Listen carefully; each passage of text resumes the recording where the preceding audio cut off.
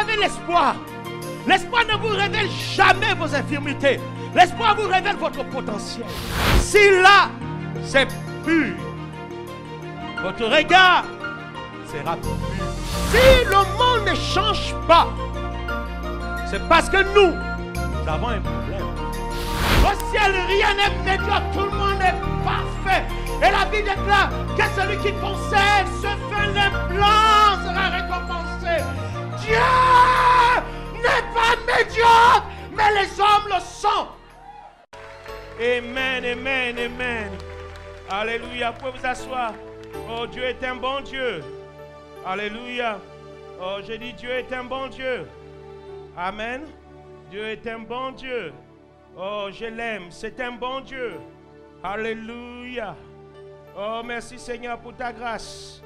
Merci Seigneur pour ta présence. Merci Seigneur pour ton onction. Oh, merci Seigneur pour la révélation de ta parole. Oh, nous te disons merci. Nous te disons merci. Oh, que ton nom soit béni. Qui est vraiment content d'être là? Qui a prié ce matin en disant, Seigneur, dis-moi quelque chose? Alléluia. Amen. Et je pense que ce matin, Dieu va faire quelque chose dans nos vies. Dieu va nous aider à avancer. Amen. Qui croit que le Seigneur veut que nous puissions avancer? Qui est convaincu que Dieu est pour lui et non contre lui? Alléluia. Dieu t'aime. Dieu est pour toi. Il n'est pas contre toi. Dieu veut ton bien. Alléluia. Alléluia. Oh, Dieu veut ton bien. Et avec toi, Dieu veut faire des grandes choses. Alléluia. Il veut tout changer autour de toi. Je vous invite à ouvrir vos Bibles. Je n'ai pas eu à cœur ce texte, mais je vais le lire parce qu'il est très important. Alléluia. C'est un texte qui m'a aidé, qui a changé ma vision dans les années 80. Ces derniers temps, j'aime bien revenir dans les années 80. Quand Dieu a pris David, il l'a établi sur le trône et à un moment donné, dans sa marche, il a oublié certaines choses. Et Dieu l'a dit, souviens-toi d'où je t'ai pris. Je t'ai pris derrière les moutons. Il dit, je t'ai pris derrière les moutons. Oh, chacun de nous ici, nous avons une histoire. Alléluia. Il dit, souviens-toi. Et ce n'est pas un péché de marquer une pause, un moment et de se souvenir de ce que Dieu a fait pour nous. Alléluia. Et oh, j'ai marqué une pause. Et je considérais mes débuts au centre d'évaluation Bethany. Alléluia. En train de nettoyer les toilettes, en train de ranger les chaises, responsable de la sécurité. Oh, il n'y avait rien qui montrait qu'il y avait quelque chose. Servi fidèlement pendant 20 ans au service d'un homme de Dieu que j'aime beaucoup, le révérend Francis, qui est pour moi un aîné, un père, et j'ai beaucoup d'admiration pour lui. Et je me suis rappelé là où Dieu m'a pris. Il t'a pris où, homme de Dieu? Il m'a pris où? Il m'a pris dans la rue, dormant dans les marchés, quittant les parents très tôt. J'ai erré sans rien. Et Dieu m'a dit, souviens-toi là où je t'ai pris. Souviens-toi. Et je me rappelais, je disais, Seigneur, c'est impossible. Tous les matins, il fallait nettoyer ces toilettes indigènes. Ce n'étaient pas les toilettes modernes. C'était les toilettes indigènes. Et des fois, quand les gens laissaient ce qu'il ne fallait pas laisser, le matin, il fallait brancher le tuyau et nettoyer. Et ensuite mettre le grésil. Et pendant que je nettoyais, je me demandais, est-ce que Dieu a un avenir pour moi? Oh, Dieu est un bon Dieu. Ces derniers temps, c'est la seule chose que je fais. Et ça me fait énormément de bien de me rappeler là où Dieu m'a pris. Énormément de bien. Je disais à Dieu cette semaine, tu es bon et je vais continuer à t'aimer. Le texte que je vais vous lire, c'est le texte qui a changé ma vie. Et si vous voulez avancer avec le Seigneur, n'oubliez pas ce texte.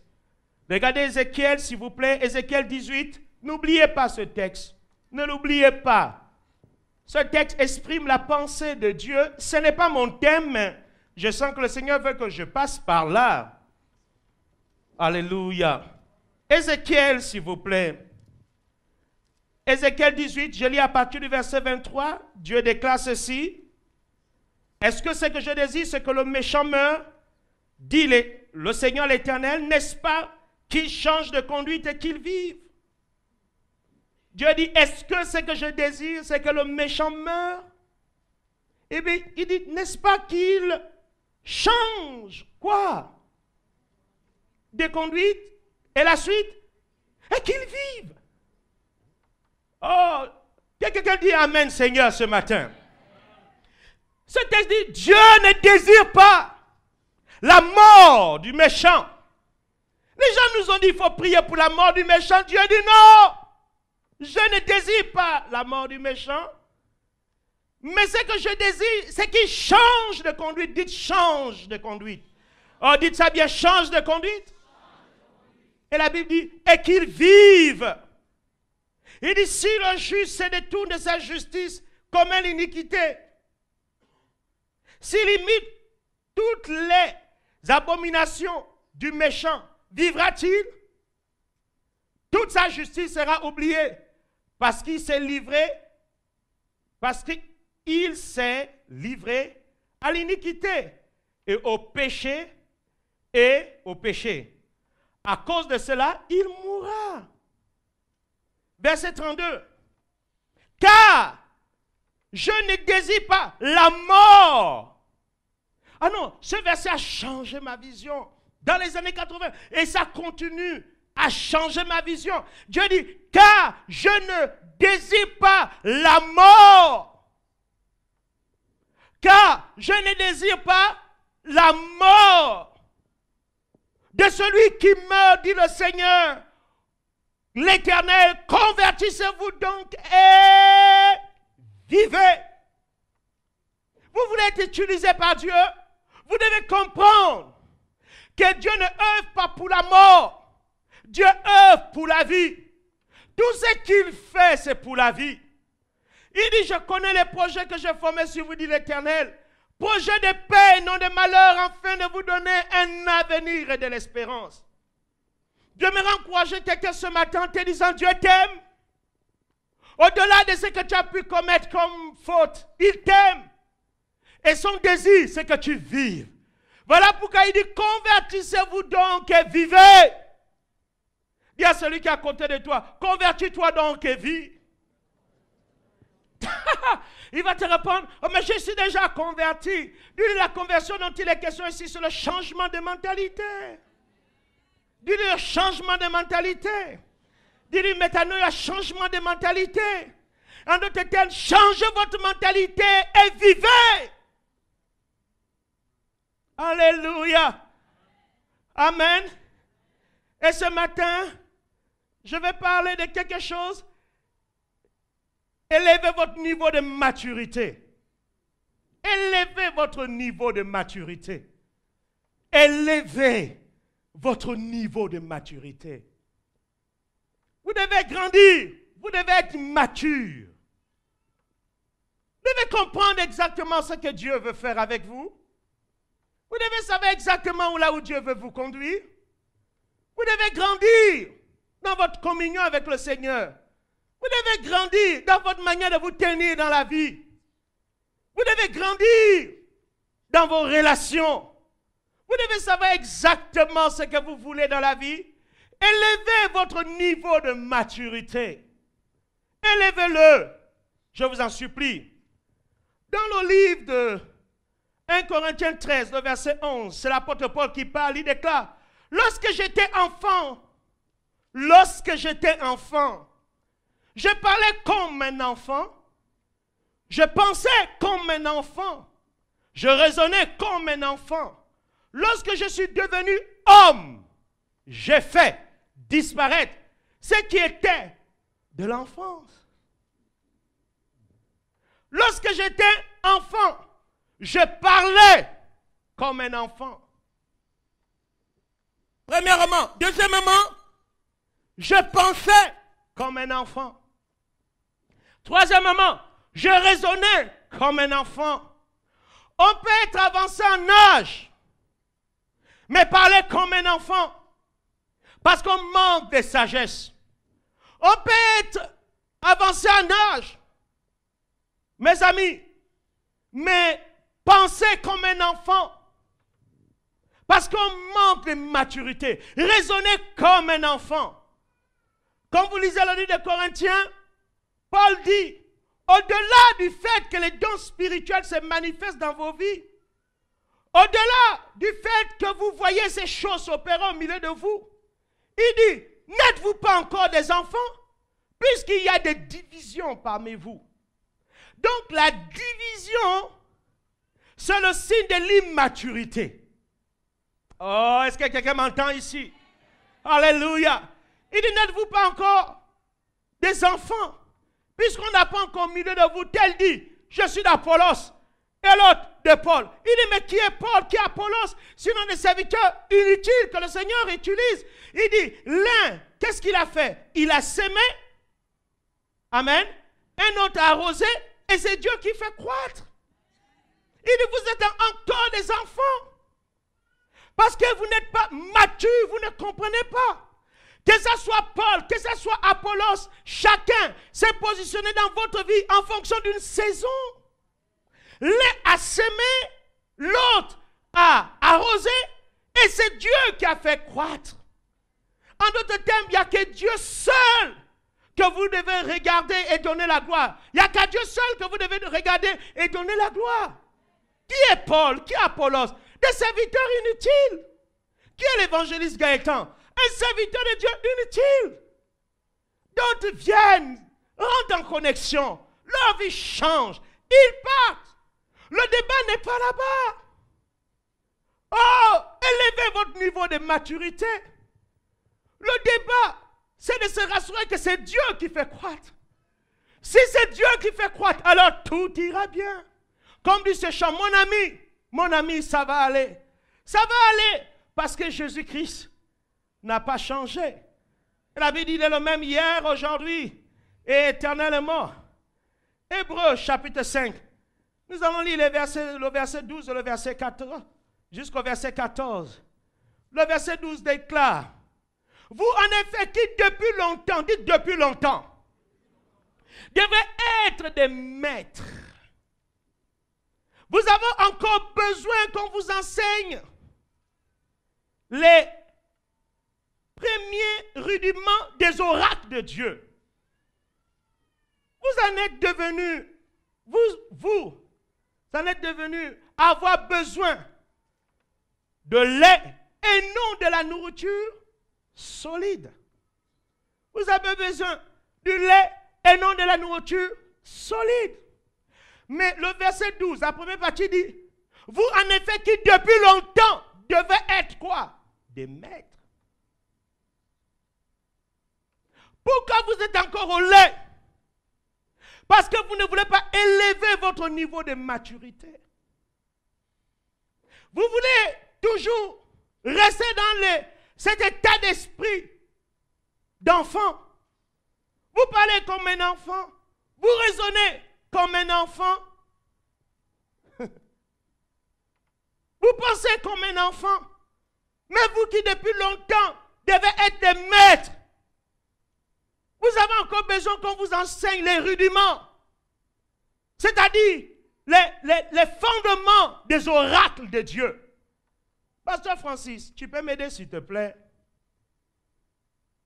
Dans l'autre version, parole de vie, dis-moi le verset 12. Tu peux t'élever s'il te plaît? Dis-moi le verset 12. Comment tu peux venir ici? Viens me trouver.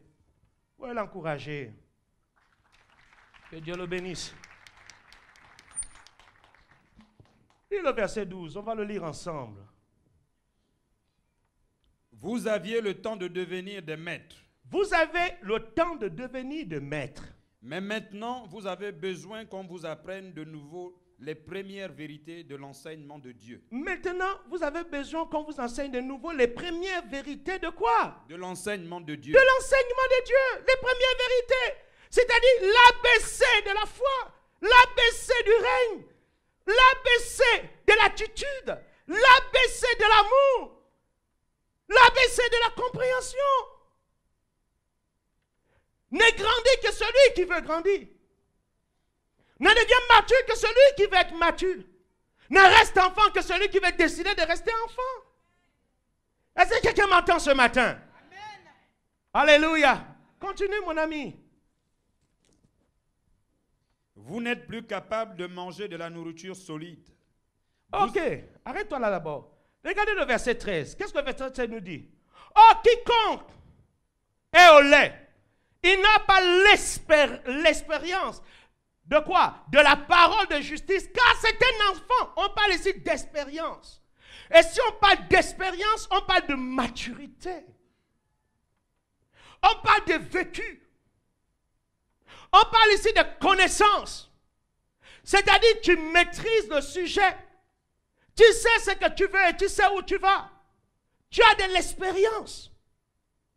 Et avec le temps, tu acquiers de la sagesse et de la compréhension. Mais par contre, il y a d'autres, avec le temps, ils sont restés toujours enfants. Ils parlent comme un enfant. Ils raisonnent comme un enfant. Ou bien, ils parlent comme des enfants. Ils raisonnent comme des enfants. Ils pensent comme des enfants. Quand vous êtes mature, il y a une manière de parler. Vous ne raisonnez pas comme tout le monde. Et vous ne pensez pas comme tout le monde. Les événements ne vous dirigent pas, mais vous dirigez les événements. Les événements ne vous orientent pas, mais c'est vous qui donnez les orientations aux événements. Vous êtes mature.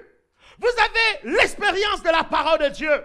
Vous avez tellement goûté que l'Éternel est bon, que vous ne pouvez pas vous agiter comme tout le monde. Vous n'êtes plus un enfant emporté par tout vent de doctrine. Vous êtes assis. Vos émotions sont intactes.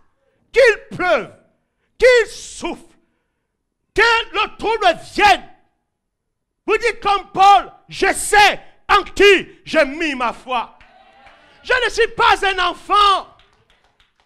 J'ai l'expérience de la parole de Dieu. Je goûtais que l'Éternel est bon. Qui peut me défixer lorsque je me suis fixé dans Dieu? Qui peut encore m'amener à gauche, à droite? Je sais ce que je veux. Qui peut venir dire à l'évangéliste Gaëtan le contraire? Qui peut? Mon histoire est compliquée. Je sors de loin. Même celle qui m'a mise au monde ne me reconnaît pas. Elle ne peut pas. Parce que ça, ce n'est pas le travail d'un être humain. C'est Dieu seul qui a fait ça. C'est l'œuvre de Dieu. Personne. Voilà pourquoi Dieu n'a jamais permis que quelqu'un fasse quelque chose afin de tirer gloire de ce que je suis. À chaque fois que les gens ont voulu mettre la main, Dieu n'a pas permis. Dieu n'a pas permis. Parce que Dieu ne veut pas que je sois redevable. Dieu ne veut pas que je sois manipulé. Ma vie est compliquée.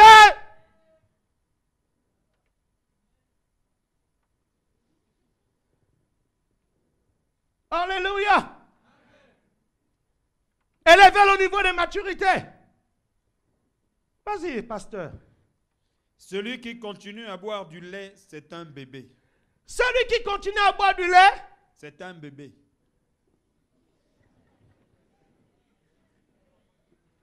Oh, ne m'aime pas, bébé. Oh, est-ce qu'il faut faire ça? Est-ce que, bébé? Vous voulez reconnaître les bébés? Ils ont toujours des meetings spirituels.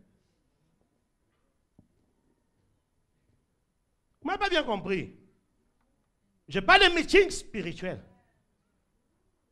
Vous m'avez pas encore bien compris. Quand vous voyez les gens tenir des meetings, ils sont toujours en train de critiquer. Nous, on peut faire ça. Eux, ils n'ont pas pu. Oh. Quand Mitterrand gérait, Chirac a dit, je peux faire mieux. Quand il est venu à la place de Mitterrand, il a dit, je comprends Mitterrand.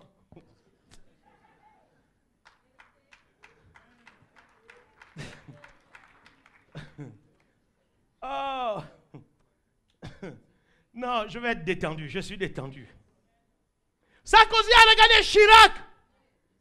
Il a dit, je peux changer la France, Chirac ne fait pas bien. Quand Sarkozy est arrivé à la place de Chirac, il a eu la révélation du peuple français. Il a dit à Chirac, ne me laisse pas tomber. dans son problème d'aller aux Jeux Olympiques, les Français ont dit tu ne bouges pas. Il a dû demander à Chirac de l'aider d'intervenir auprès d'eux. C'est Unjintao. Hein? C'est un nom bizarre. Je ne suis pas chinois, je suis gabonais. Mais, hein? Unjintao. Il faut vérifier si tu n'as pas de... Et Chirac a dû faire un papier et donner l'un de ses fidèles collaborateurs associé au papier de Sarkozy. Mais Sarkozy, tu as dit que tu pouvais. La critique est aisée, mais l'art, difficile. C'est pour ça que quand vous êtes mature, vous ne pouvez pas parler comme les gens qui aiment faire les meetings spirituels. Vous avez les données qu'ils n'ont pas. Soyez détendus. Papa, reprends un peu le verset 13. Il est mignon ce verset. Celui qui continue à boire du lait, c'est un bébé. Celui qui continue à boire du lait, c'est un bébé. Un bébé. Mais vous pouvez le reconnaître. Le premier signe des enfants en Christ. Je vais donner un seul symptôme. Le Congo ça. Pourquoi, mais est-ce que, ma réalité, pourquoi, mais est-ce que, en réalité, pourquoi, mais est-ce que, en réalité, c'est leur cantique, pourquoi, mais est-ce que, en réalité, et ils veulent toujours manger ça. Et ne vous inquiétez pas, ils ont des nourrices, hein. Ils ont les gens qui leur donnent ça tous les jours. Et ceux-là ont toujours des informations de sources sûres. Faites ça. Élevons. Faites ça. Élevons. Oh, bougez bien comme ça. Élevons.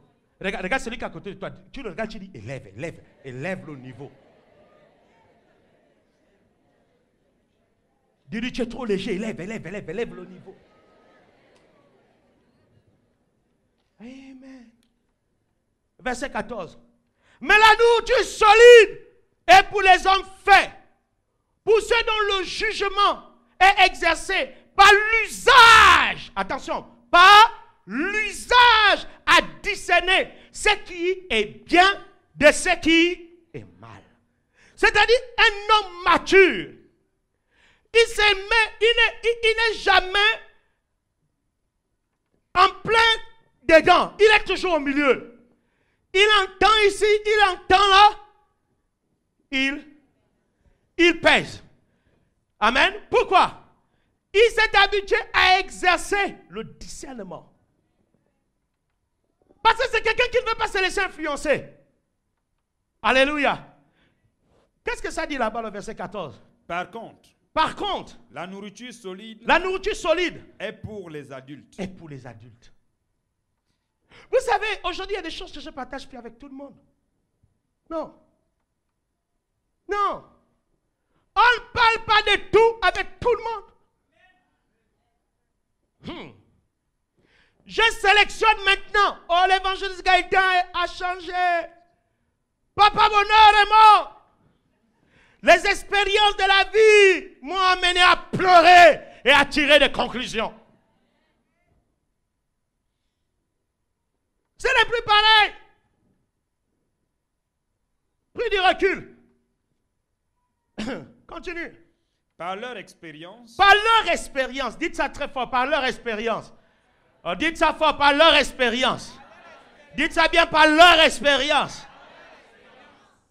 Ils ont entraîné leur conscience à faire la différence entre le bien et le mal. Reprends. Par leur expérience. Ils ont entraîné.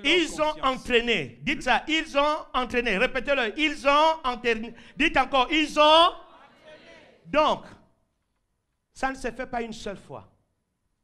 Ils ont entraîné. Quoi? leur expérience, leur conscience, à faire la différence, Continue. Entre le bien et le mal. Entre le bien et le mal. Vous vous exercez à quoi quotidiennement? Élever le niveau. Élever le niveau. Amen. Élevez le niveau, mes amis. Élevez le niveau. Ils ont entraîné. Merci, pasteur. Vous pouvez l'encourager. Ils ont entraîné leur conscience. C'est un exercice. Il faut le faire. Alléluia. Il faut élever le niveau. Devenez mature, je vous en supplie. Si vous n'aspirez pas à la maturité, vous allez gaspiller votre temps. Vous allez gaspiller. Il y a les gens qui viendront toujours vous contredire. Mais ne répondez pas pour répondre. Exercez-vous d'abord. Habituez-vous à exercer le discernement. Faites-le chaque jour. Alléluia. Exercez-vous. Il y a 3 vérités que je vais partager avec vous maintenant. Et ces vérités, je vais les enseigner doucement. Ça veut dire également ceux qui nous suivent à la télé, autant pour moi, ceux qui nous suivent. Et je vous demande de bien nous écouter étant chez vous. La vie n'est facile pour personne. Mais nous avons la grâce d'avoir des témoignages des gens qui ont réussi. Quelqu'un a dit, la Bible, c'est plus qu'un code d'éthique. Il a dit la Bible, c'est un album. Où nous avons plusieurs photos des personnages qui ont réussi. La Bible compare la parole de Dieu à un miroir. Lorsque vous lisez la Bible, vous vous voyez tel que vous êtes. Quand vous lisez la Bible, vous allez découvrir des personnages, des personnes qui ont réussi. Leur histoire vous renvoie un message. Leur histoire vous renvoie une image. Et vous sentez que vous pouvez. Vous savez, la Bible dit, la femme qui avait une perte de sang a vécu quelque chose. C'est un message que j'ai préparé, mais je vais toucher cela. La Bible dit, depuis 12 ans, elle a dépensé tout ce qu'elle avait. Depuis 12 ans, elle a dépensé tout. Mais n'a pas trouvé la guérison. La Bible dit, ayant entendu parler de Jésus, c'est là où l'histoire commence. Par une seule information, quelque chose va changer son destin. C'est qu'elle a entendu, écoutez-moi bien, a créé dans son cœur l'espoir. Ayant entendu que le Seigneur était là, l'espoir est né. Et regardez bien ce qui va se passer. La Bible dit, et elle dit en elle-même, je sais que si je touche son vêtement, je serai guéri. C'est-à-dire l'information a créé l'espoir dans son cœur. Et l'espoir l'a révélé son potentiel. Quand vous avez l'espoir, quand vous avez l'espérance vous révèle vos capacités. Ce que vous êtes capable de faire. La parole qu'elle a entendue a créé l'espoir. Et l'espoir l'a révélé ses capacités. Voilà pourquoi elle dit, je sais que si je touche, je peux. Elle n'a pas dit ça avant. Elle a dit ça après avoir entendu quelque chose. La bonne nouvelle du royaume. Christ est la réponse à tous tes maux. De lui sort une puissance. Il change de vie. Ça a créé l'espoir. Et l'espoir l'a révélé. Son potentiel, ses capacités. Elle a dit, je sais. Quand vous avez l'espoir ne vous révèle jamais vos infirmités. L'espoir vous révèle votre potentiel. Toujours. Quand vous avez l'espoir, vous ne dites pas, je sais que ça ne va pas marcher. Vous dites que ça va marcher. Parce que l'espoir vous démontre de quoi vous êtes capable. Et vous avez la révélation de vos capacités, de votre force. Et ensuite, la Bible dit, elle est sortie. L'espoir vous révèle votre potentiel. L'espoir vous révèle vos capacités. La foi vous permet de libérer vos capacités. Elle est sortie. Et quand elle a touché, elle fut guérie. La vie nous enseigne. Et quand j'ai vu cette femme, j'ai dit, Gaëtan, tu peux. Tu peux. Mais pour arriver, il faut bien entendre quelque chose qui te rebâtit, qui te refait, qui te relève. Quelque chose qui te permet de croire que c'est possible. Voilà pourquoi dans une société, les hommes de Dieu doivent jouer leur rôle. Nous ne passons pas à la télé parce que nous voulons être des stars ou pour montrer notre capacité de passer à la télé. Nous passons à la télé parce que la télévision est un instrument qui nous permet d'atteindre le maximum, de relever les gens. Quelqu'un dit, je peux prêcher l'évangile pendant 365 jours.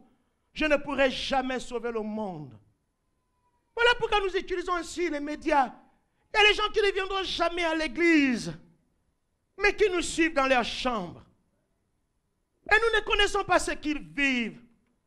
Beaucoup parmi vous ici, vous êtes ici à cause du ministère de la télé. Vous vous êtes dit, je vais sortir. Je vais aller écouter ce message. Parce qu'il faut que ma vie change. Quelque chose doit se passer chaque jour. Chaque jour. À chaque fois que l'émission passe, nous recevons sur notre boîte aux lettres électronique près de 30 à 50 emails. Des personnes qui nous disent, n'abandonnez pas. Merci pour le message d'aujourd'hui. Un homme a écrit, il a dit, je n'aimais plus ma fille. Entre elle et moi, il n'y avait plus rien. Mais quand j'ai écouté votre message sur l'amour, quand je l'ai écouté, quelque chose est né dans mon cœur pour ma fille. Je suis retourné vers ma fille. Je lui ai dit, tu es mon enfant, j'ai pardonné toutes ses fautes. Et cet homme nous écrivait depuis la Côte d'Ivoire. Il a dit, Évangile Gaëtan, l'Afrique a besoin de gens comme vous. Nous prions pour vous. N'abandonnez pas ce que vous faites.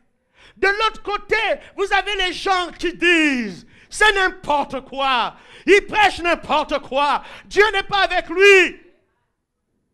Alléluia, heureusement que les gens qui appellent pour nous remercier sont plus nombreux que ceux qui voient toujours le mal là où il n'y a pas le mal.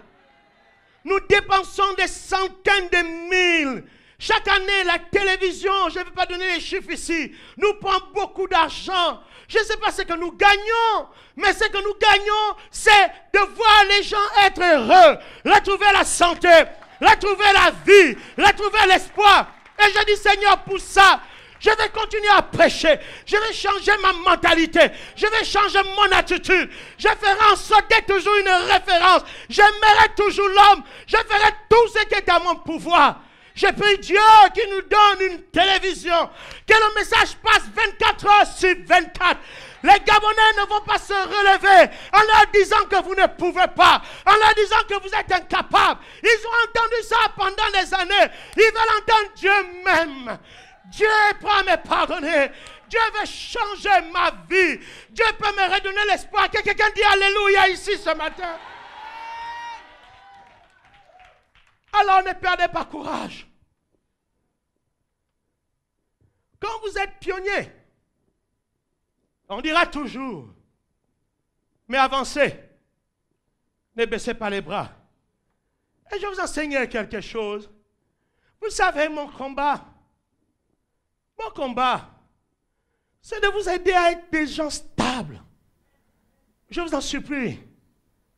Je vous en supplie. Je ne suis pas un genre de berger qui veut s'accaparer des gens. Et vous pouvez rendre témoignage de ce que je suis. Presque personne ne contrôle personne. Mon désir, c'est d'entendre une seule chose. Évangile Gaëtan, le message m'a changé. J'ai pris la résolution de changer. Et je demande à Dieu de m'aider chaque jour. Là, je ferai de mon mieux pour t'aider. Je ferai de mon mieux pour t'aider. Je ne sais pas si vous me comprenez ce matin. Je ne blâme personne. Alléluia. Dieu ne m'a pas oint pour blâmer, mais je vais seulement vous encourager à ne pas baisser les bras. Ce que vous nous donnez nous permet de réaliser des émissions afin d'atteindre le maximum. En Éthiopie, les gens se réunissent dans les maisons. En Côte d'Ivoire, les gens se réunissent dans les maisons. Quelqu'un nous écrit du Tchad en nous disant « Priez pour moi ». J'ai l'impression qu'une église est en train de naître dans ma maison. Chaque dimanche, quand vous passez, évangéliste Gaëtan, les gens viennent chez moi, je les réunis. Le nombre ne fait qu'augmenter. Ne fait qu'augmenter. Nous nous mettons autour de la télévision. Nous vous écoutons. Mais priez pour nous parce que on n'a pas la vocation de pasteur et je sais qu'ils nous suivent depuis le Tchad. Mais le nombre augmente, évangéliste. Quand on m'a amené l'email, je dis ça nécessite d'aller les rendre visite. Paul a eu une vision. Il a vu une Macédoine qui disait, passe par ici. Il y a des choses que Dieu est en train de faire. Parce que je crois que c'est la saison. On n'est pas redevable qu'au Gabon. Nous appartenons à toute l'Afrique. Et je pense qu'il y a des appels qui vont commencer à s'élever. Il faut qu'on réponde. Voilà pourquoi Dieu m'a dit, lorsque je commençais à développer le ministère judiciaire, Dieu m'a dit, beaucoup n'ont pas compris, Dieu m'a dit, bâtis-moi un peuple. Bâtis-moi un peuple qui va comprendre la vision de la moisson. Vous êtes là pour la moisson. Nous sommes en train de faire asseoir des choses. Je sais que quand je marche étape par étape, je connais le programme de Dieu avec ce ministère. Vous êtes là pour la moisson. Chacun d'entre vous ici, vous devez être des partenaires. Quand vous avez quelque chose, mettez toujours quelque chose de côté pour la télévision. Chaque âme restaurée, Dieu se souviendra de vous. La Bible dit que Dieu n'est pas injuste pour oublier tout le service que vous faites, que vous rendez aux saints. C'est quelque chose de noble. Vous ne pourrez pas peut-être prêcher comme moi, mais en soutenant ce programme, vous prêchez également. Vous rendez possible ce qui était des années auparavant impossible. Et vous n'êtes pas là pour chauffer des chaises. Vous êtes là pour faire avancer le royaume de Dieu. Alléluia. Nous ne sommes pas là pour regarder l'ombrine de l'autre, pour savoir comment son ombrine est. Est-ce qu'il est gros, il est petit? Non. Nous sommes là pour nous serrer les coudes en disant, il y a du travail. Il faut lancer le filet, il faut tirer, il y a du travail. Voilà pourquoi nous sommes là. Le Gabon a besoin de nous. Le Gabon a besoin de nous, il faut que nous avancions. Oh Dieu, aide-moi à finir ce message. La première vérité que j'aimerais vous partager est celle-ci. Ce que vous êtes détermine ce que vous voyez. Ce que vous êtes détermine ce que vous voyez. Ce n'est pas ce que vous voyez qui détermine ce que vous êtes. Mais c'est ce que vous êtes qui détermine ce que vous voyez. Vous voyez les choses en fonction de ce que vous êtes. Vous interprétez les choses en fonction de ce que vous êtes. Ce que vous êtes détermine ce que vous voyez. Le problème, c'est vous. Et non ce que vous voyez. Le problème, c'est vous. Ce que vous êtes détermine ce que vous voyez. En d'autres termes, ce que vous voyez est tout simplement le film de ce que vous êtes. Vous interprétez les événements en fonction de ce que vous êtes. Ça, c'est de la maturité. Élevez votre niveau. Ne dites pas toujours, c'est un tel. Non, non. Je n'arrive pas à cause d'un tel. Non, élevez votre niveau. Élevez votre niveau. Ce que vous êtes détermine ce que vous voyez. Ce que vous êtes détermine ce que vous voyez. Ce que vous êtes détermine ce que vous voyez. Votre regard est fonction de ce que vous êtes. Tite chapitre 1, le verset 15 déclare. Tite 1, 15. Tout est pur pour ceux qui sont purs. Regardez la suite. Mais rien n'est pur pour ceux qui sont souillés et incrédules. Leur intelligence et leur conscience sont souillées. Tout est pur.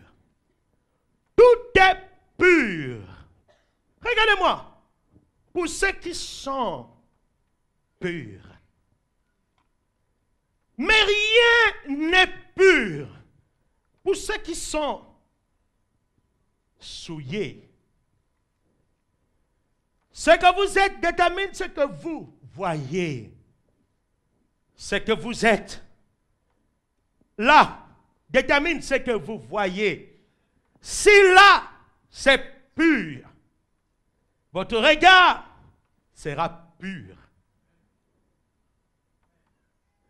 Le monde est ce qu'il est.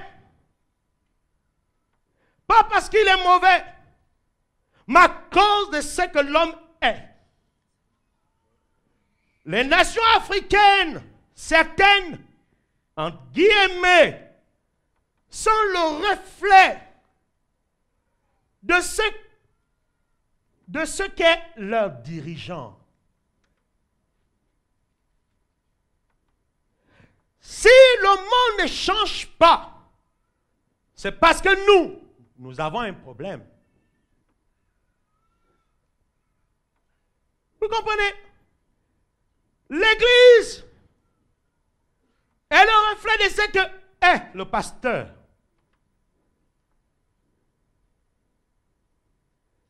S'il a des problèmes là-dedans, il vous verra selon ce qu'il est. Voilà pourquoi il y a des gens qui voient des problèmes partout. Parce qu'en réalité, eux-mêmes, ils sont un problème. Et comme ils sont un problème,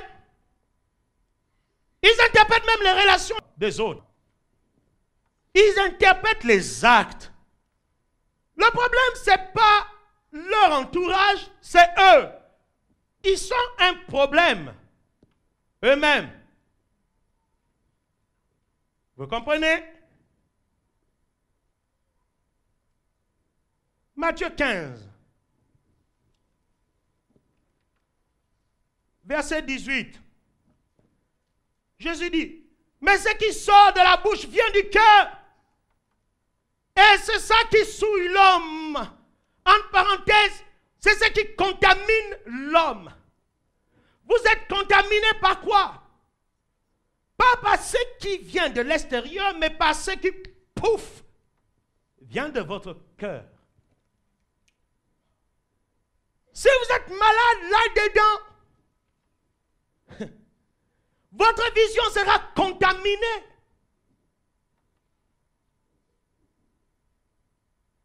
Votre vision sera contaminée. C'est pour ça que les gens, vous allez m'excuser, mais je vais en parler. Mon rôle, c'est d'éduquer. Vous pouvez critiquer un homme politique. Écoutez-moi. Ou un homme d'église. Mais l'homme ne peut donner que ce qu'il est. L'homme ne peut donner que ce qu'il a. La manière dont il voit les gens, c'est en fonction de ce qu'il est. S'il a des problèmes, il ne verra pas l'excellence pour vous. S'il est égoïste, s'il est avare, cupide, il ne travaillera jamais votre développement. Jamais. Vous pouvez crier, vous pouvez jeûner. C'est pour cela que Jésus a marqué une pause. Il dit, ceux qui sont venus avant moi sont des voleurs et des brigands. Mais ils avaient un titre, berger. Mais il dit, mais moi, je suis le bon berger. C'est là la différence. Ils sont bergers, mais moi, je suis le bon. Beaucoup n'ont pas compris ce que j'essaie de dire. Il dit, beaucoup sont venus avant moi. Ce sont des bergers, mais aussi des brigands. Mais moi, je suis le bon berger. La différence, c'est qu'ils sont bergers et non bons.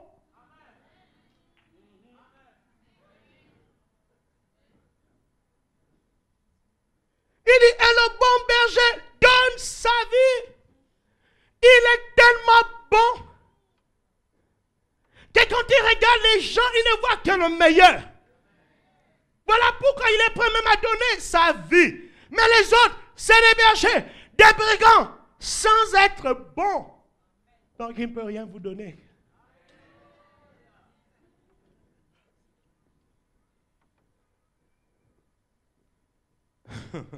Verset 19.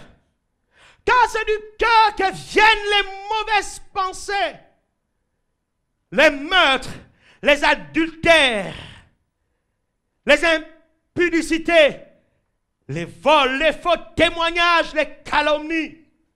Viennent du cœur. Ce que vous êtes détermine ce que vous voyez. Si vous avez les mauvaises pensées, vous ne verrez que des mauvaises pensées. Vous ne pouvez pas être le contraire. Vous ne pouvez pas violer cette loi. Verset 20. Voilà les choses qui souillent l'homme. Mais manger sans s'être lavé les mains, cela ne souille point l'homme. Notez ceci. 1. Ce que les gens voient est influencé par ce qu'ils sont. Ce que les gens voient est influencé par ce qu'ils sont. Ce que les gens voient est influencé par ce qu'ils sont.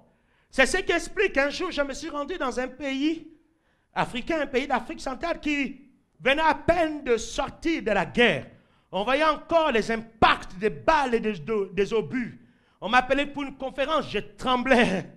C'est la première fois de ma vie qu'on m'avait donné un garde-corps. Il avait une mitraillette pour veiller sur moi. Il fallait rentrer à une certaine heure parce que le pays était encore fragile. Je suis parti. Et la journée, on s'est baladé avec un serviteur de Dieu. Le pays avait des impacts. Partout. Le pays était dévasté. Vous sentez que la mort avait sévi. C'était dur. Et pendant qu'on était en train de rouler, on était avec un autre serviteur de Dieu. Pendant qu'on roulait, lui, il regarde. Il dit, my God, quelle des opportunités. Il dit que des opportunités. Ici, on peut faire quelque chose. Ici, on peut faire sortir quelque chose de grand. La personne dont je suis en train de vous parler a créé actuellement le meilleur réseau. Il a mis sur place une société téléphonique et ça fonctionne. Il m'a dit son chiffre d'affaires. Et on était avec les autres pasteurs. Les autres disaient, ah, toi tu vois quoi? Tu vois bien que le pays est par terre? Ils étaient dans le même pays, mais ils ne voyaient pas les choses de la même manière. L'image que ce pasteur avait était en fonction de ce qu'il était. Et comme il était renouvelé, il ne pouvait pas voir autre chose que ce qu'il était. Des opportunités. Les autres voyaient la guerre, le désastre. Quand vous regardez le Gabon, qu'est-ce que vous voyez? Vous interprétez le Gabon en fonction de ce que vous êtes. L'image que vous avez du Gabon, c'est le reflet de ce que vous êtes. C'est ce qui explique que des fois, vous ne pouvez pas voir l'évolution. Parce que vous n'êtes que problème.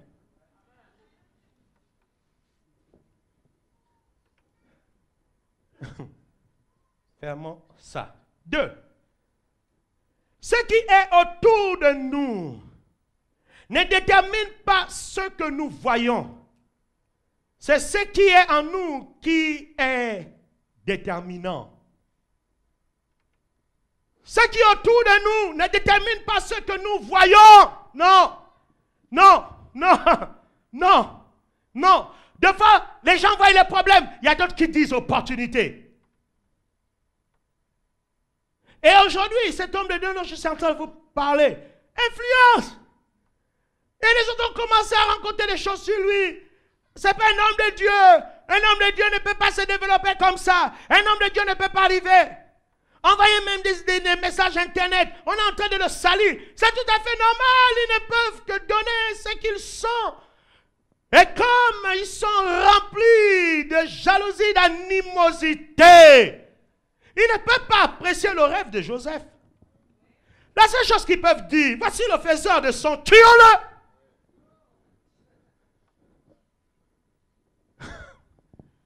Pourquoi? criminels. Et ils ont toujours les flashs de crimes.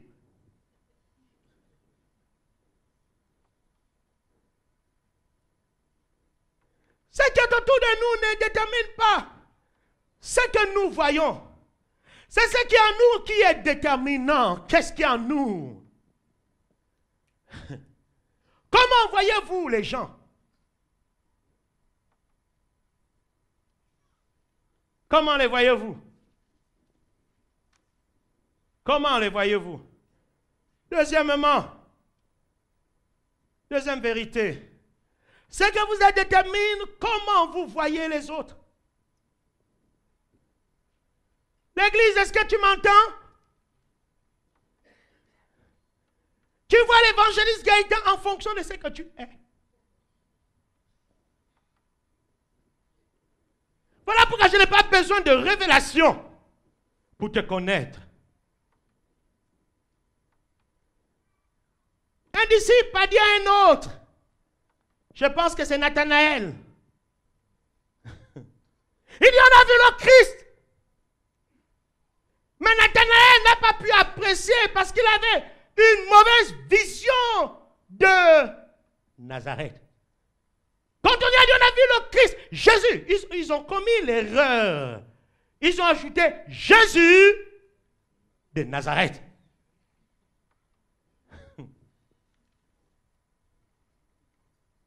Comment il s'appelle encore le disciple? Nathanaël a marqué une pause. Il a dit, peut-il venir quelque chose de bon de Nazareth?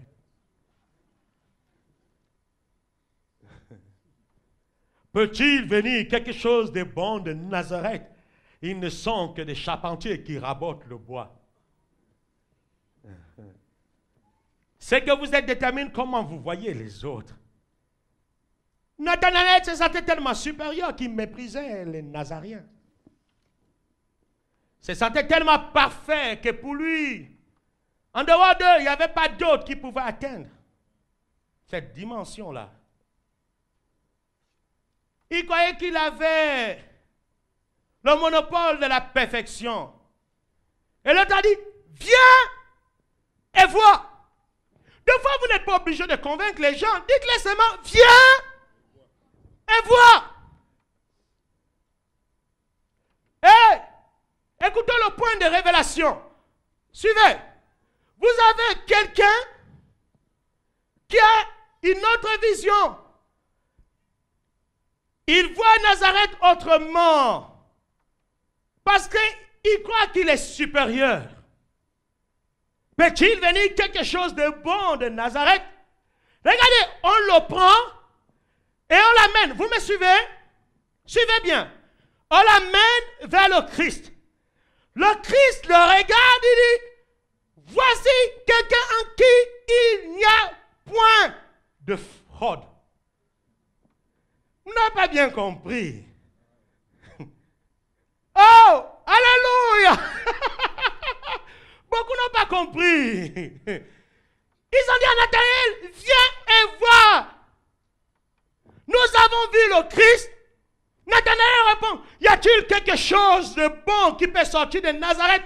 Nathanaël, c'est que vous êtes déterminé comment vous voyez les autres. Tu te sens tellement supérieur, tellement parfait, que tu as du mépris pour Nazareth. Tu ne crois pas qu'aussi de Nazareth, quelque chose de grand peut sortir. Tu es convaincu que le réveil est venu par toi et que Dieu ne peut pas utiliser d'autres personnes sans te consulter. Tu es convaincu qu'en dehors de toi, Dieu ne peut pas faire autre chose. Tu es le pape, tu es l'évêque, l'archiévêque. Si on ne passe pas par toi, on ne réussit pas. Nathanaël, écoute-moi. C'est que vous êtes, le Nathanaël, détermine comment vous voyez les autres. Ils l'ont pris, ils l'ont amené vers le Christ. Et le Christ, c'est qu'il est déterminé comment il voit les autres. Il voit Nathanaël, il dit, voici un homme en qui il n'y a pas de fraude. Beaucoup n'ont pas encore compris. Vous avez deux genres de leadership, deux genres de personnes là. Le Christ, il était tellement miséricordieux, tellement bon, que même le Nathanaël orgueilleux, il ne voyait que quelque chose de bon. Il dit, il n'y a pas de fraude. Non, Jésus, tout à l'heure, il t'a méprisé. Jésus dit, il n'y a pas de fraude. En d'autres termes, il peut être ce qu'il est. Il ne modifiera pas ce que je suis. Aïe. Il ne modifiera pas ce que je suis.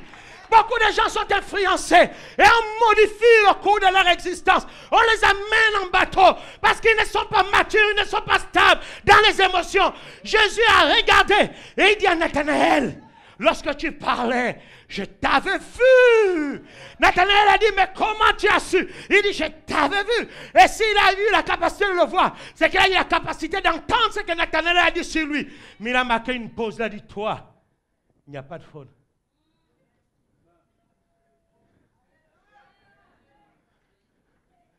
Je te vois, pas en fonction de ce que tu es, mais en fonction de ce que je suis.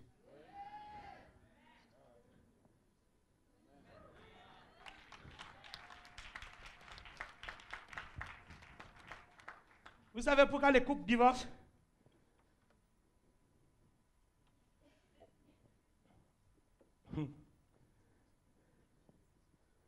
À cause des flashs,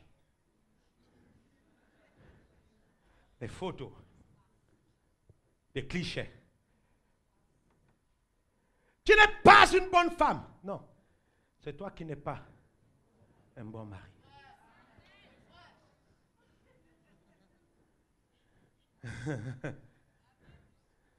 Ce que tu es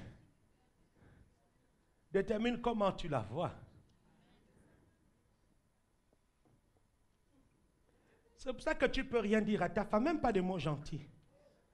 Tu ne peux pas dire comme l'évangéliste Gaëtan qui dit toujours des poèmes à sa femme.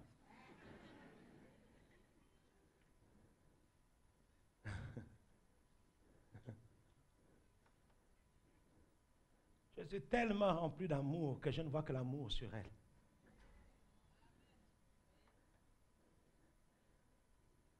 Elle est belle, calme, douce. Il faut être fou pour détester un si beau cadeau. Oh, coucou ma bien-aimée, toi qui fais battre mon cœur, je t'aime.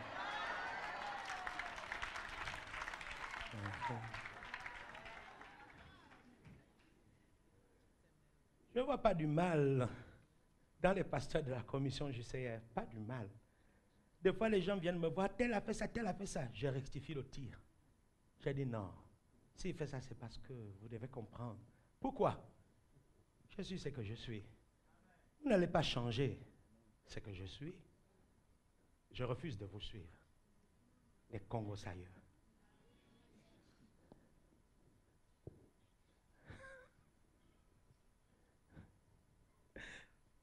Notez ceci.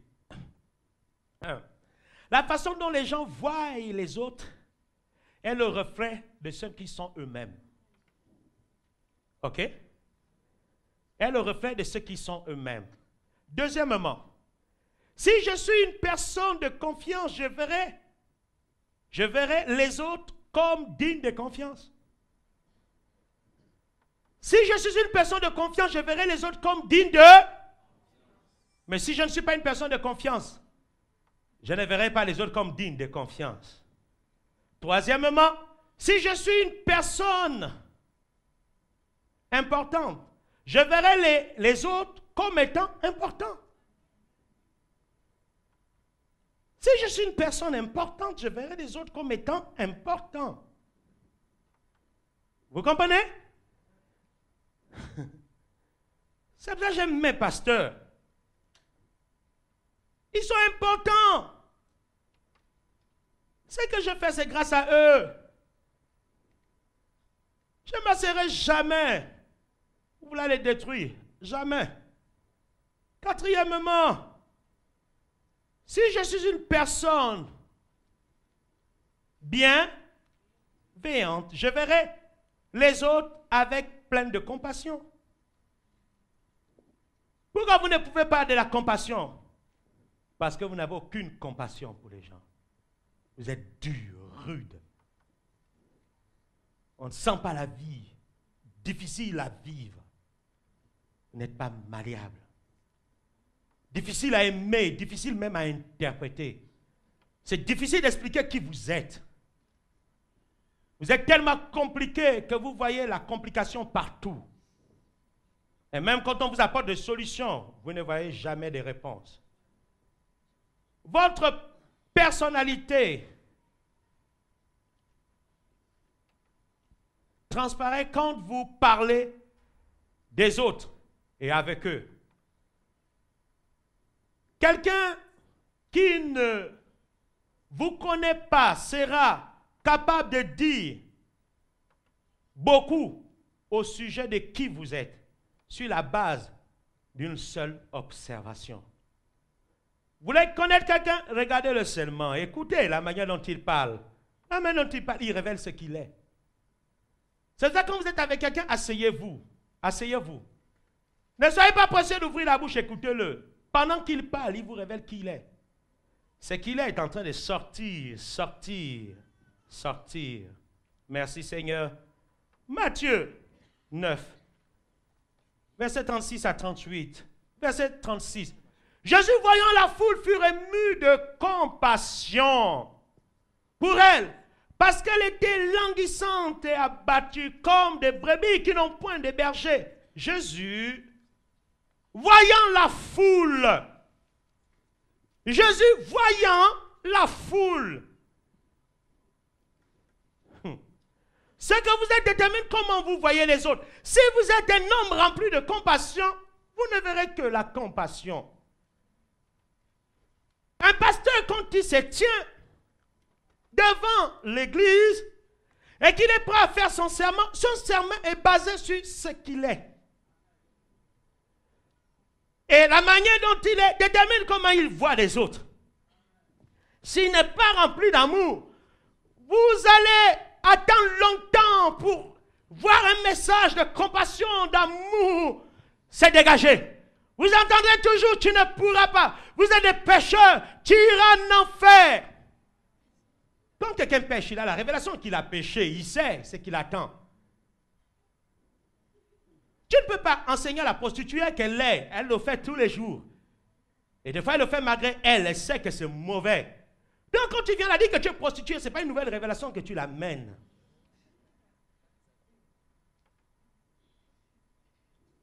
C'est pour ça que Marie de Magdala s'est approchée du Christ. Elle ne s'est pas approchée des sacrificateurs. Et le Christ n'a rien dit. Elle a commencé à pleurer et à mouiller ses pieds avec ses larmes et essuyer. Qu'est-ce qu'il a attiré? La compassion. La compassion. Elle a vu en cet homme l'amour, le pardon, l'espoir. Elle a vu chez les pharisiens la condamnation, le rejet, le mépris. Et la preuve, quelqu'un qui était à table a dit, il dit aux disciples, mais si votre maître connaissait qui était cette femme, il n'aurait pas permis. Ouais. Et Jésus regarde, il dit, Simon, Simon, depuis que je suis rentré, tu ne m'as pas donné un baiser, tu n'as même pas oint mes pieds. Mais depuis que je suis entré dans t'enseigner, elle baise mes pieds, elle mouille de ses larmes, elle a oint mes pieds. Mais toi, qu'est-ce que tu as fait? Tu es en train de la juger. La manière dont un dirigeant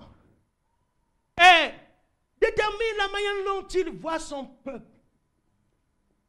Un dirigeant qui est rempli d'amour pour son peuple, qui veut le meilleur pour son peuple, à chaque fois qu'il lance un coup d'œil sur le paysage de sa nation, s'il voit des choses qu'il ne faut pas voir, son cœur est déchiré, il va faire appel à des experts pour l'aider à faire sortir son peuple de la situation. Mais s'il ne peut pas faire sortir le peuple, c'est parce qu'il ne voit rien.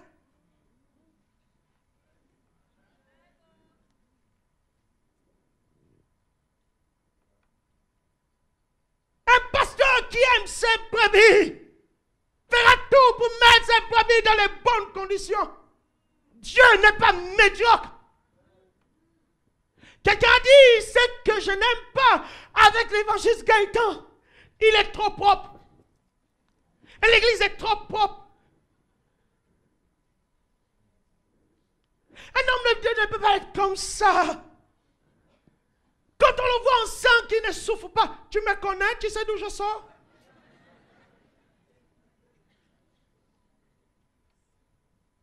Tu connais mon témoignage, tu connais ma vie? C'est que tu vois, c'est ce qui est maintenant. Il fallait être là avant. Il y a 20 ans d'histoire là, dans ce que tu vois maintenant. Ce n'est pas venu du jour au lendemain. Mais pourquoi? Mais parce que moi, j'aime l'excellence. J'aurais de la médiocrité. Je n'aime pas la saleté. Et je n'aime pas vivre dans les à peu près. Non, ou c'est ça, ou ce n'est pas ça. Et j'ai l'habitude de dire, si je ne peux pas, je ne fais pas. Mais si je peux, je fais. Et si je fais bien.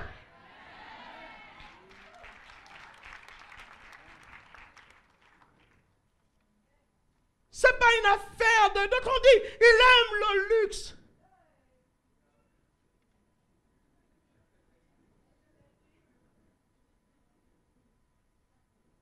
Dieu va le taper. Et je réponds à ces personnes, vous n'irez pas au ciel, car la Bible est écrite, les rues sont pavées d'or. Alléluia. Vous n'irez pas au ciel, il n'y a qu'un enfer où tout est médiocre, où les rues sont cabossées. Au ciel, la Bible est quand nous marcherons sur de l'or. Ce n'est pas un rêve, c'est une réalité. La Bible est quand la ville est faite en forme de carré. C'est comme un diamant. Et Dieu lui-même brille dans toute sa splendeur. Jésus porte un filet blanc éclatant. Il est l'alpha et l'oméga, le commencement et la fin. Le plus beau entre 10 000. Au ciel, rien n'est médiocre, tout le monde est parfait. Et la Bible déclare que celui qui conserve ce filet blanc sera récompensé.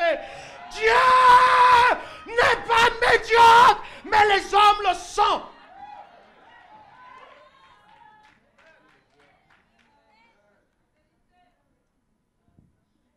Où voulez-vous que je mette l'argent? Dans les boîtes de nuit?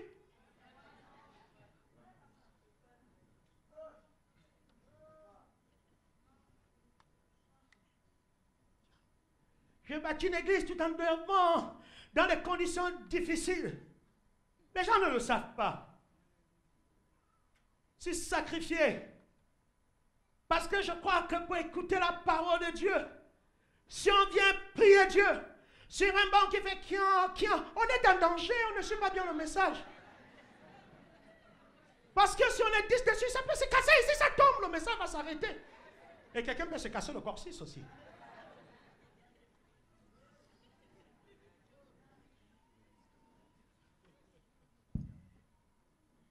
La nation est le reflet de l'église. Église médiocre, nation médiocre. Pasteur médiocre, nation médiocre. Quand l'église, la Bible dit, c'est par l'église que le monde connaît la sagesse infiniment variée de Dieu. C'est l'église qui doit inspirer les dirigeants de ce monde. L'église au Burkina a changé la face de l'histoire. Je ne suis pas médiocre. Aimer l'excellence, ce n'est pas le luxe. Mais c'est quoi? C'est aimer l'excellence, tout court. Quelqu'un dit Amen, évangéliste. 37. Alors il dit à ses disciples, la moisson est grande, mais il y a peu d'ouvriers. La moisson est grande, mais il y a peu d'ouvriers. La moisson est grande, mais il y a peu d'ouvriers. J'ai regardé les synonymes, les dérivés d'ouvrier. J'ai vu qu'il y a la notion de producteur. En d'autres termes, la moisson est grande, mais il n'y a pas de producteur. Il y a tellement de travail, mais il n'y a pas de producteur. Elle est grande, mais on peut se dire, il y a beaucoup d'églises au Gabon, mais oui, il n'y a pas la qualité.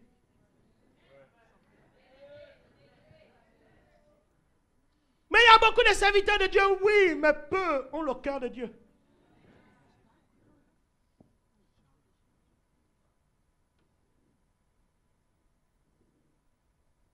Mais Mais pourtant, beaucoup vont à l'église, oui, mais peu l'adorent.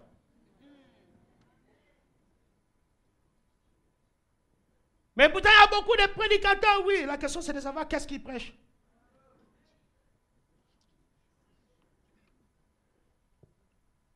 Oui, mais il y a la génération montante. Oui, je comprends. Ils parlent toujours les montants. C'est pour cela, les montantes. C'est pour ça qu'ils ne voient pas les choses.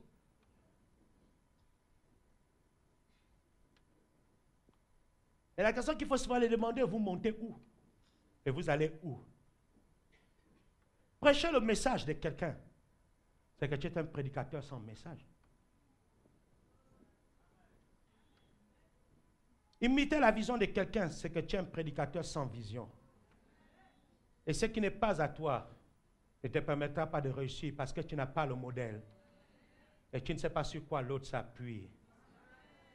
Verset 38. Priez donc le maître de la moisson d'envoyer des ouvriers dans sa moisson. Matthieu 5, 7. Heureux les miséricordieux, car ils obtiendront miséricorde. La manière dont tu vois les autres détermine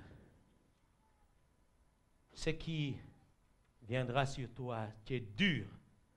Tu n'auras jamais la miséricorde. Tu vas jouir de la dureté. Tu ne comprends jamais les autres, personne ne te comprendra.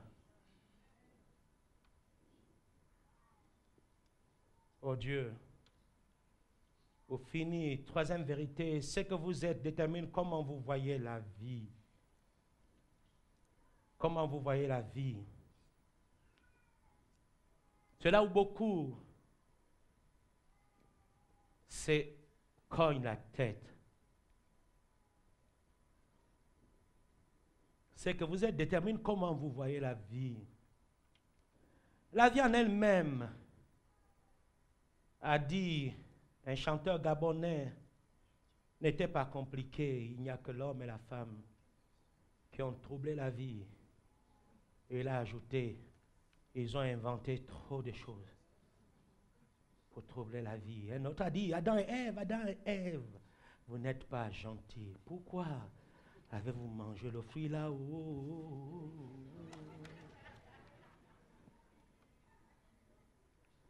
L'homme vit que dans les regrets. Ce que vous êtes détermine comment vous voyez la vie. La vie ne te sourit pas parce que tu n'as jamais souri à la vie. La vie ne t'ouvre pas les bras parce que tu n'as jamais ouvert tes bras à la vie. La vie ne te donne rien parce que tu n'as jamais sémé quelque chose dans la vie. Vous avez des gens qui veulent qu'on les porte, ils n'ont jamais porté les gens. Vous ne serez jamais porté, jamais. Avant de recevoir, il faut apprendre à donner.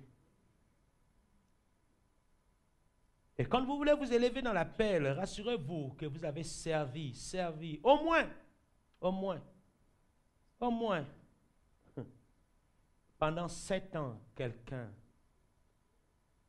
Parce que si vous n'avez jamais été sous une autorité, vous ne pourrez jamais apprécier la notion de l'autorité et personne ne pourra jamais se soumettre à vous. En réalité, le ministère, c'est la conséquence de ce que nous avons sémé. C'est ça, la Bible dit, si tu es fidèle avec ce qui est à autrui, Dieu te donne ce qui est à toi. J'ai dit, je prêcherai sur loyauté et déloyauté. Je prêcherai dessus, loyauté et déloyauté. Vous allez comprendre que dans la vie, tout ne vient pas par hasard. Non, c'est faux. Le succès est un processus. La prospérité est un processus. La bénédiction, c'est un processus. La maturité est un processus. Ce que vous avez aujourd'hui est le fruit du travail d'hier. Ce que vous aurez demain est le fruit du travail que vous allez faire maintenant. Et ça, il faut le comprendre. Et la vie est faite ici. Vous ne pouvez pas changer cela. Ce que vous êtes détermine comment vous voyez la vie. Il y a des gens qui vous diront toujours la vie n'est pas honnête avec moi. La question, ce n'est pas le fait de se dire, ou bien de se poser la question, pourquoi la vie est-elle malhonnête avec moi? La question c'est, est-ce que tu es honnête avec la vie? Il y a des gens qui ne sont pas honnêtes avec la vie. Ils veulent le meilleur sans travailler. La Bible dit que celui qui ne travaille pas ne mange pas. La Bible dit tout travail procure l'abondance. C'est pour ça que Paul a dit, j'ai fait une chose, oubliant ce qui est en arrière, je cours vers le but pour remporter le prix de la vocation céleste de Dieu en Jésus-Christ. Chaque vocation a un prix. Il y a un prix attaché à chaque appel. Il y a une provision qui est attachée à chaque appel. La provision de l'évangile Gaëtan ne sera jamais ta provision. Jamais. Chaque vie a une provision. C'est pour ça que Dieu dit, je connais les projets que j'ai formés sur vous. Il parle bien de projets. Et il dit, afin de vous donner un avenir et de l'espérance. Dieu se soucie de notre devenir. Mais la vie ne peut que vous donner ce que vous avez semé en elle. Vous dormez toute la journée. Vous ne pouvez pas espérer recevoir beaucoup. Vous n'aurez rien si ce n'est que le fruit de votre sommeil. Quelqu'un dit, je veux ce que l'évangéliste Gaëtan est. Je veux. Je dis, est-ce que tu es prêt? L'homme qui vous parle, je passe les nuits et des nuits, je prépare mes messages pendant une semaine. Je bus, je prie, je creuse. Et chaque message m'amène à modifier mon comportement, ma mentalité, mon langage. J'ai un prix à payer parce que si tu viens prêcher la théorie n'apporte que la connaissance et non la transformation. C'est ça la différence. Et si tu veux avoir un message qui change les vies, il faut que ton message te change. Ton message n'a pas pour but de me changer d'abord. Voilà pourquoi nous avons affaire à des prédicateurs qui veulent parler à tout le monde. On n'a pas besoin que tu parles à tout le monde. On veut que ta vie nous parle. Paul a dit, vous êtes manifeste. Il dit bien, vous êtes manifeste. Pour nous, une lettre de Christ. Écrit non sur du papier avec de l'encre. Il dit, écrit par notre ministère, connu et lu de tous les hommes. Le ministère JCR écrit chaque jour quelque chose sur vos vies. Quand vous sortez, après avoir écouté une prédication, votre manière de vivre est une lettre. Si notre message est rempli de vie, rempli de crédibilité, d'onction et d'espérance, forcément votre manière de vivre va changer. Et quand les gens vous verront, mes amis, vous ne serez pas différent de votre leader. Car un lion n'agente pas une souris. Un pommier ne donne pas les mangues. L'oranger ne donne pas des pamplemousses. Est-ce que quelqu'un m'entend ici? Amen. Donc le problème, ce n'est pas de courir. Quelqu'un dit, tu cours où? Quel message as-tu? Le message doit être basé sur le vécu et l'expérience. Pourquoi je comprends les gens? Quelqu'un dit, mais toi, tes messages, tu ne condamnes pas. Je dis, je condamne avec une certaine sagesse. Je n'ai pas besoin de venir. Je vais vous casser aujourd'hui. Vous aurez affaire de moi. Non, ça, c'est l'évangile primaire. Lorsqu'on est nerveux, on vient d'accepter le Christ, on est tellement dans les émotions qu'on est nerveux. J'ai prêché ça. Quand je passais dans un véhicule, je voyais une prostituée. Vous aurez un enfer! Au bord de mer, je ne faisais que ça. J'ai passé. Tirez en enfer. Répentez-vous. Un jour, au début de ma conversion dans Monzel, je suis allé à l'église catholique. Et à la fin du culte, j'ai commencé à crier comme Jean-Baptiste. Répentez-vous car le royaume des cieux est proche. Ces hommes-là vous trompent. Et les gens sont venus autour de moi, j'étais comme un fou. C'est normal, c'était le zèle de nouveaux convertis.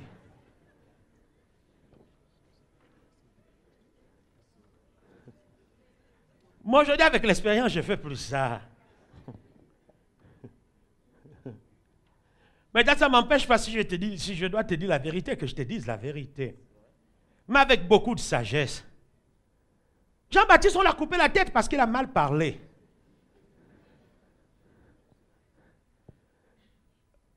Évangile, tu as dit mal parler. Si tu veux, je vais rectifier. En fait, il n'a pas bien parlé. Si tu veux, je rectifie. C'est parce qu'il a crié en dévoilant le péché du roi en public que ça avait amené le roi à changer.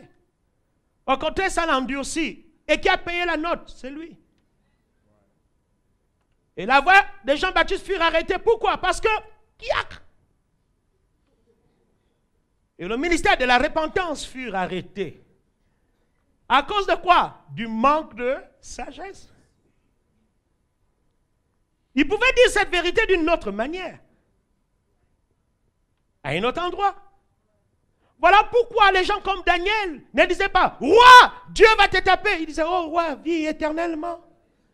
Mais nous savons que le roi n'est pas appelé à vivre éternellement, mais il y a la manière. Un roi, c'est un roi. Un chef, c'est un chef. Il y a la manière. Et pourtant, il a annoncé au roi ce qui va l'arriver. Mais il a utilisé la manière. Vis éternellement au roi. Et que le Dieu de cieux t'accorde la sagesse pour comprendre ce qui va venir. Mais ce qui venait chez Nebuchadnezzar était dur. Puisqu'après, il devait être comme une bête avec les poils et manger les herbes. Mais le prophète a dit, sois béni, ô roi. Qui comprend quelque chose ici?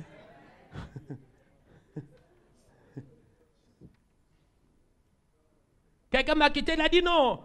Le jour de la journée nationale de prière, ce qu'on attendait de toi, c'est que tu fracasses, tu fracasses, tu casses. J'ai dit, casser quoi? Il n'y avait pas une autre occasion comme ça. Dieu t'a retiré l'onction, c'est fini, c'est fini. J'ai dit, vous cherchez Martin Luther King? Je ne le suis pas.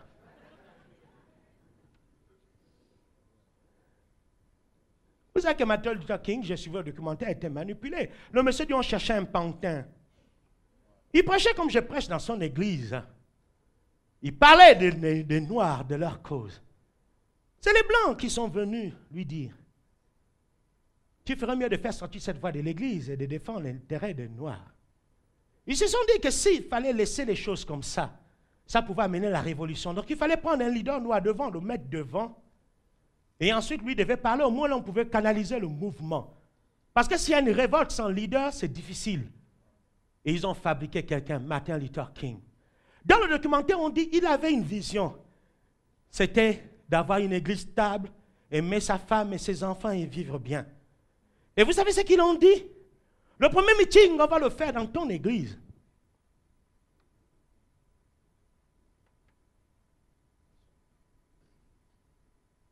Et Martin Luther King a accepté. Mais ça l'a coûté cher. Il est mort à 37 ans.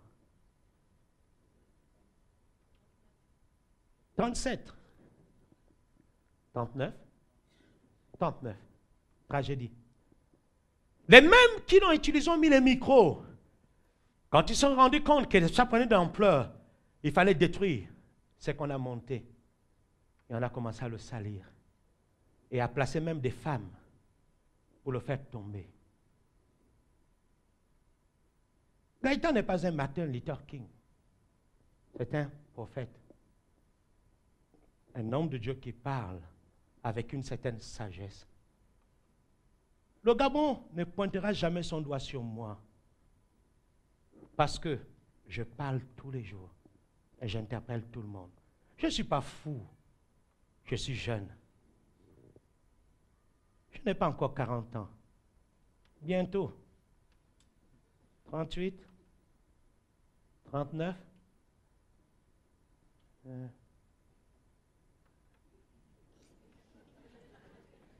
Vous avez tout compris. Mon ministère n'a pas encore commencé. Il commencera à 40 ans. Qu'est-ce que tu fais là? C'est l'annonce.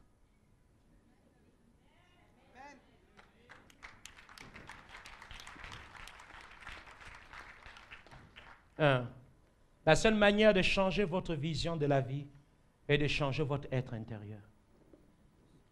2. pour finir. Votre interprétation de la vie est le reflet de ce que vous êtes intérieurement. Faites un travail à l'intérieur de vous. Élevez votre niveau de maturité. Alléluia. Vous devez comprendre que Dieu a tout mis autour de vous. Mais tout dépend de ce que vous êtes là, à l'intérieur de vous. La manière dont vous vous tenez. Voilà pourquoi je n'ai qu'une seule chose à vous dire, mes amis. Dans Proverbe 23, 7, la Bible dit, « Car il est comme les pensées de son âme. Mange, bois, te dira-t-il, mais son cœur ne point avec toi. » Il y a des gens qui vont toujours bien vous parler, vous faisant croire qu'ils sont avec vous, mais ils ne sont pas avec vous. Mais des fois, ils s'approchent de vous parce qu'ils veulent juste avoir une faveur. Ils veulent juste avoir une caution, mais ils ne sont pas avec vous. Ils sont déjà partis. J'ai vécu ça.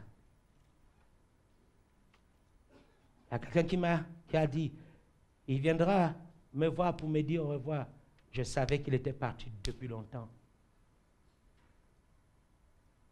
Mais j'ai dit toujours aux gens, vous partez pourquoi? Quand je leur pose la question, non, c'est parce que, je vous ai fait quoi? Non, c'est parce que c'est le temps. J'ai une révélation du Seigneur. Et puis, ils partent. Et ensuite, c'est que j'attends. Non, mais lui, hypocrite. Tu as eu l'occasion de me dire la vérité, hypocrite. Et cela ne te sera d'aucun avantage. Tu ne monteras pas. Pas parce que je dis que tu ne monteras pas. C'est ce que tu fais qui va t'empêcher de monter. Jusqu'à ce que tu apprennes à être vrai, à exprimer tes sentiments. Tu as tout à gagner à être vrai qu'à être faux. Alors qu'est-ce que je peux te dire? Élève ton niveau de maturité. Lèvons-nous et prions.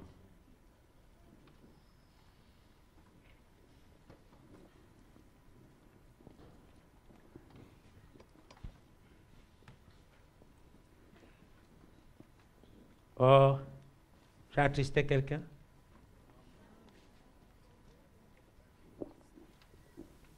C'est notre premier dimanche du mois. Hein? C'est le dimanche où on prend notre temps.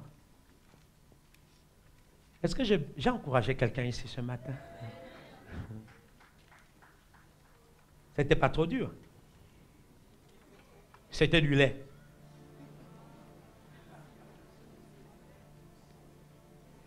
Mélangé avec la purée de pommes de terre écrasée. Donc c'est un peu lourd, c'est pas trop léger.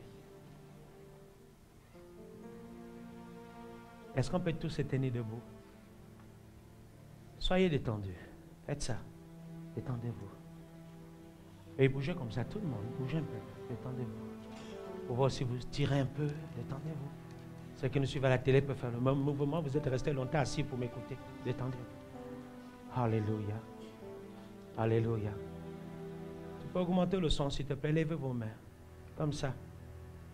Nous allons prier. Oh. Merci Seigneur. Disons ensemble. Et ceux qui nous suivent à la télé, priez avec nous. Étant chez vous. Prions ensemble. C'est important. La Bible dit si deux d'entre vous s'accordent, vous me demandez quelque chose, selon ma volonté, elle leur sera accordée. Disons ensemble, Seigneur notre Dieu, je suis disposé à élever mon niveau de maturité. Je dois grandir dans ma manière de voir les choses, dans ma manière d'interpréter les choses. J'ai compris aujourd'hui ces trois vérités. Et je te demande une chose. Aide-moi. J'ai compris que ce que je suis détermine la manière dont je vois les choses. Aide-moi à changer. Aide-moi à changer intérieurement. Sans toi, je ne peux rien faire. Seigneur, j'ai condamné les gens à cause de ma mauvaise manière de voir les choses. quelque chose doit se passer aujourd'hui. Change mon homme intérieur. Oh, deuxièmement, Seigneur, j'ai compris que ma manière d'être détermine comment je vois les autres. Oh Seigneur, aide-moi à aimer les autres. Mais je ne peux pas aimer s'il n'y a pas d'amour dans mon cœur. Déverse ton amour dans mon cœur. Aide-moi à relever les autres. Aide-moi à encourager les autres. Aide-moi à être un miséricordieux. Que j'exerce la miséricorde. Seigneur, j'ai compris que la manière dont je suis détermine ma manière de voir la vie. Oh Seigneur, aide-moi. J'ai toujours cru que la vie était injuste avec moi. Mais j'ai compris que j'ai un travail à faire. J'ai un grand travail à faire. Tu as tout mis à ma disposition. Mais c'est moi qui dois changer. C'est moi qui dois changer. Ma manière d'être. Ma manière d'être. Je pleure pour rien. Tu m'as tout donné. J'ai tout entre mes mains. Mais c'est ma manière d'être qui n'est pas correcte. Si les gens ne m'aident pas, c'est à cause de ma manière d'être. Si les gens ne viennent pas vers moi, c'est à cause de ma manière d'être. Si les gens ne viennent pas s'aimer dans ma vie, c'est à cause de ma manière d'être. Si les gens ne m'aiment pas, c'est à cause de ma manière d'être. Aide-moi, Seigneur. Aide-moi, Seigneur. Aide-moi, Seigneur. Comme Bartimée, je t'en supplie. Viens m'aider. Change-moi. Au nom de Jésus. Seigneur, nous levons nos mains. Et nous prions pour tous ceux qui ont une position d'autorité. Du président au plus petit. Seigneur, je t'en supplie. Pour tous les ministres. Seigneur, change ce qu'ils sont intérieurement. Fais-les voir le peuple. Seigneur, comme tu veux qu'ils puissent voir le peuple. Ils ne sont pas mauvais. Mais Seigneur, ils ont besoin tout simplement de changer beaucoup de choses. Et certaines choses également. Alors, tout ira bien. Merci Seigneur pour ce que tu as commencé de faire avec ces hommes. Merci pour ce qu'ils nous ont apporté. Mais nous prions afin que tu les accordes davantage la sagesse. Et qu'ils comprennent que le changement de la nation passera forcément par leur changement. Leur changement. S'ils changent, les choses vont changer. S'ils évoluent, les choses vont évoluer. S'ils deviennent matures, oh, on va tous atteindre la maturité. Seigneur, nous croyons que tu as beaucoup d'amour pour eux. Voilà pourquoi nous prions avec des cœurs compatissants, en disant Seigneur, déverse plus d'amour dans leur cœur. Bénis leurs enfants, bénis leurs familles. Nous prions également pour le clergé, les hommes de Dieu dans ce pays. Déverse ton amour dans leur cœur. Fais-les voir le peuple comme tant que tu veux qu'ils puissent les voir. Change le cœur des bergers, en commençant par le nôtre. Change le cœur de notre berger. Déverse plus d'amour dans son cœur, afin qu'il nous aide à avancer.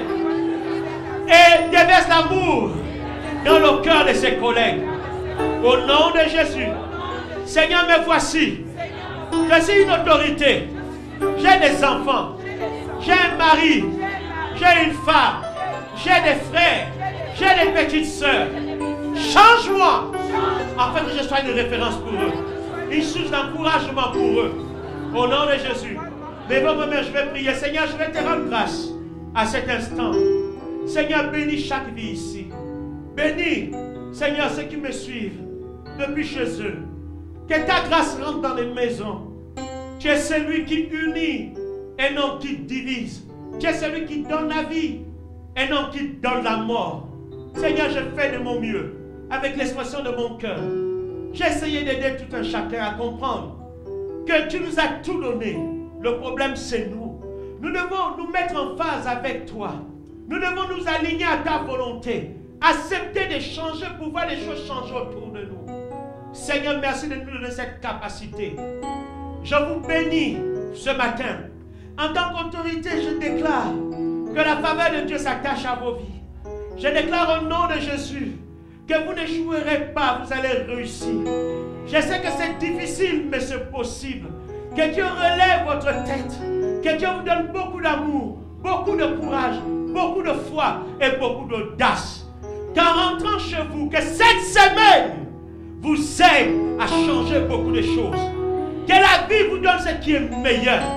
Que la santé vous soit accordée. Que la sagesse vous soit accordée. Je m'élève contre toute forme de malédiction dans votre existence. Au nom de Jésus. Et je mets fin au règne de la malédiction. Je déclare au nom de Jésus que l'onction de Dieu repose sur vous. Et avec Dieu, vous ferez des exploits. Je bénis vos enfants. Je bénis votre activité professionnelle. Je bénis l'œuvre de vos mains. Je bénis votre maison. Au nom de Jésus, que la paix de Dieu qui supère toute intelligence garde vos cœurs et vos pensées en Jésus-Christ. Tout le monde dit Amen en acclamant le Seigneur. Oh, acclamez-le.